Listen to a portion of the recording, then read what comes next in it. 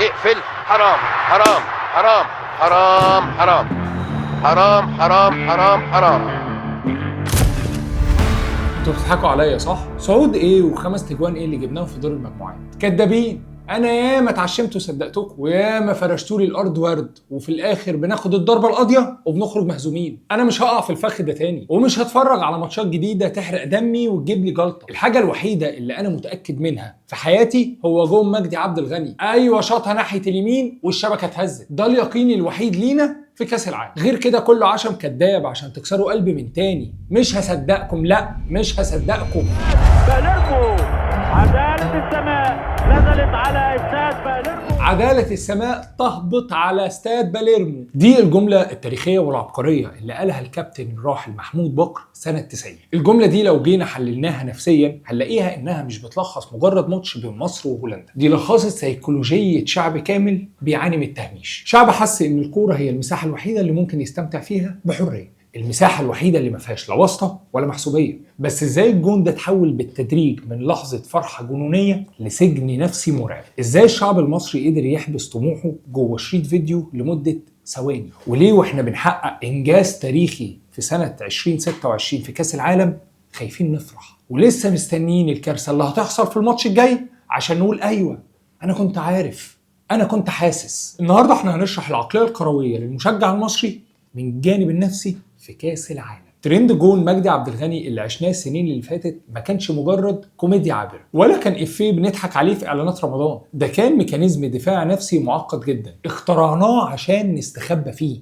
العقل المصري عاش حاله تروما كرويه مرعبه، وده على مدار أجيال متتالية. جيل ورا جيل بنفشل في اللحظات الأخيرة وبنتكسر قدام الشاشات وفي الاستادات، وعلشان نحمي نفسنا من الوجع المستمر بقينا نمسك في ضربة الجزاء ونعملها تمثال. بقينا نسخر من نفسنا ونجلد في ذاتنا بدل ما حد غريب يجي يسخر مننا. بنقول للعالم كله ان احنا عارفين اننا فشلة ومكتفيين باللقطة التاريخية دي. المشجع المصري كان بيبص لجون التسعينات وكأنه مسكن قوي لانه كان خايف يتعشم في الحاضر فيتخزل من تاني ويخش في دايرة الاكتئاب. بس في 2026 الفلاشة دي اتفرمطت تماما وبدون رجعة. منتخب مصر جاب 5 تجوان في دور المجموعات وصعد وكسر العقدة بأداء رجولي. لعبنا كرة هجومية وما خفناش من حد وما قفلناش خط الدفاع كالعادة. بس الإنجاز العظيم ده عمل قفلة في دماغ المشجع المصري لأنه متعود على خيبة الأمل ومستعد لها نفسيا ومجهز بوستات الحزن والكوميكس من قبل ما البطولة تبدأ. الفرحة الكبيرة والانتصار بيعملوا له رعب حقيقي وبيخليه يشك في نفسه وفي اللي بيشوفه.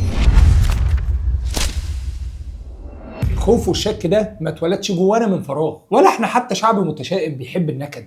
احنا عشنا اكبر قصة حب من طرف واحد في كرة القدم، وتحديدا مع الجيل الذهبي للكابتن حسن شحاتة، جيل ابو تريكة ومحمد زيدان وعصام الحضري واحمد حسن ووائل جمعة. الجيل اللي فاجئ منتخب البرازيل في كاس القارات ولعب قدامه بندية كبيرة جدا وكسب منتخب ايطاليا اللي كان ساعتها بطل العالم بجون حمص، واكتسح قارة افريقيا كلها ب3 بطولات ورا بعض. الجيل ده كان بيعزف مزيكا في قلب الملعب وكان بيمتع 100 مليون مصري من اسكندريه لاسوان. بس الجيل ده نفسه هو اللي ساب لنا اكبر جرح نفسي في التاريخ الكروي. فشل يحقق حلم الصعود في اللحظات الاخيره اكتر من مره. اللعيبه اللي كنا بنعتبرهم ابطال خارقين ما بيخسروش ابدا خذلونا في ماتشات الحسم الفاصله. الصدمه دي عملت لنا شرخ عميق جدا في ثقتنا في الكوره وفي نفسنا كمشجعين، خلتنا نقتنع ان احنا ملوك في القاره الافريقيه بس ايتام ومهمشين على المستوى العالمي. ولما الجيل الحالي بقياده حسام حسن قدر يكسر النحس ده وقدر يصعد ويجيب 5 أهداف ويعمل اداء مشرف، العقل الباطن للمشجع المصري رفض يصدق وعمل حالة إنكار دفاعية كده وبدأ يسأل نفسه إزاي اللي فشل فيه الأساطير في الكرة المصرية هيحققوا جيل تاني، إزاي قدروا في هدوء يعبروا بينا من غير حرقة الدم اللي متعودين عليها. لو حطينا تاريخ الجيل الذهبي على ترابيزة التشريح هنكتشف ان لغز الفشل اجابته بره الملعب خالص. الاجابة في الفرق المرعب ما بين عقلية الطوارئ وعقلية المؤسسة. احنا كمصريين ملوك الطوارئ والحلول السريعة. بطولة افريقيا بالنسبة لنا هي معسكر مغلق لمدة 3 أسابيع، بنقفل على اللعيبة في الفندق وبنخلق حالة طوارئ قومية، شحن بقى عاطفي وروح بتعوض اي نقص، خلي اللعيب ينزل الملعب ياكل النجيلة. بس تصفيات كاس العالم لعبة تانية خالص. دي مش بطولة مجمعة او سبرنت بيخلص في شهر، ده ماراثون طويل بياخد سنين من النقط والسفر والإرهاق والحسابات. الماراثون ده محتاج منظومة مؤسسية بتخطط وبتدير بهدوء، محتاج استقرار في جدول الدوري وتخطيط لرحلات الطيران والأحمال البدنية، ودي نقطة ضعفنا القاتلة كمجتمع كروي. أكبر دليل على ده هو اللي حصل في تصفيات 2010. دخلنا التصفيات واحنا اسياد القاره ومفيش فرقه بتعرف تقف قدامنا، بس عشان احنا ما عندناش تخطيط طويل الامد ومشيناها ببركه دعاء الوالدين. اتعادلنا مع زامبيا في القاهره في اول ماتش وضيعنا نقط سهله بغرور عجيب، ولما اتزنقنا في اواخر التصفيات المنظومه الاداريه فشلت تحمي اللعيبه، وبدل ما يعزلوا الفريق في هدوء صدروهم في ازمه اعلاميه وسياسيه مع الجزائر. المنظومه حملت اللعيب الدفاع عن كرامه مصر وتاريخها بدل ما تخليه يركز في انه ده مجرد ماتش كوره وعايزين بس الثلاث نقط. الجيل الذهبي ما صعدش لكاس العالم عشان الاداره بتاعتنا بتعرف تحجز فندق لمده شهر، بس ما بتعرفش تحط خطه لمده سنتين تصفيات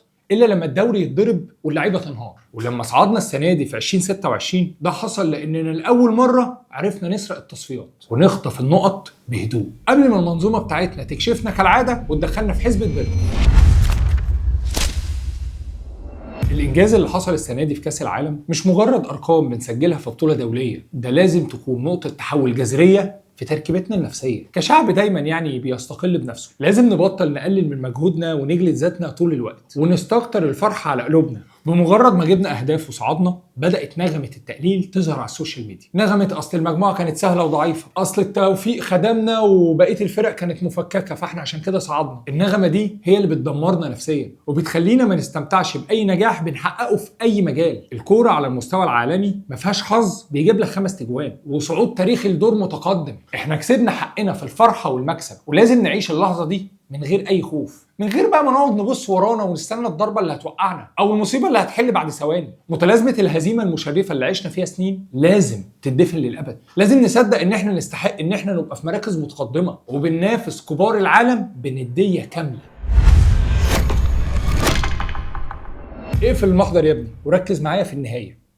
صعودنا السنة دي من دور المجموعات هو إعلان وفاة رسمي لمتلازمة باليرمو. إحنا ما بقيناش أسرى لضربة جزاء وحيدة في التسعينات نشحت بها الفخر، وما بقيناش محتاجين نستخبى من الماضي عشان مرعوبين من صدمات الحاضر أيا كانت النتيجة. سواء كملنا ورحنا لأبعد نقطة وحققنا المستحيل أو لا، فإحنا كسبنا المعركة وكسرنا السقف النفسي اللي كان خانقنا لسنين طويلة. الإنجاز الحقيقي مش في عدد الأهداف ولا في خطة اللعب، الإنجاز الحقيقي هو إن إحنا صدقنا إن إحنا نقدر نكون فعل مش مجرد رد فعل خايف ومتوتر. اقفلوا كتب التاريخ القديمة المتربة وافرحوا بالجيل ده وادعموه لآخر نفس. احنا نستحق نعيش اللحظة وندوق طعم المكسب من غير ما نخاف من بكرة. التحقيق بتاعنا لسه مستمر. السلام عليكم.